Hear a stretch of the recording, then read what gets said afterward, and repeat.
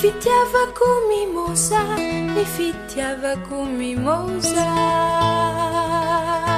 kanefa ratsy tinao dia avereno ay, ny fitiavako mimoza. Misy toerana mafana, jimba mamanala ao anatiko ao, toerana kelikely afaka hitahiry ny fitiavanao mimoza.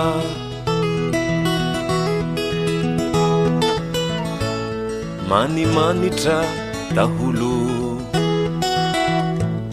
izay lalovanao, misy fofo voninkazo, voninkazo mimoza. Andao fa hoentiko anao, fa leo rahitanao ilay isa mimoza. Lay toerana faleako efa nanamboarako trano kely mimoza. Ny andro efa hariva, jimba fantansika ato anaty trano kelinao. Ny afo manazava dia manome hafanana mimoza.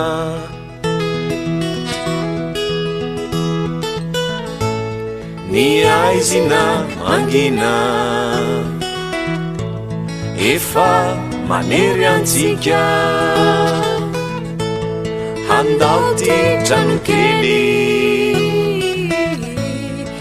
kely mimoza. Ny aizina mangina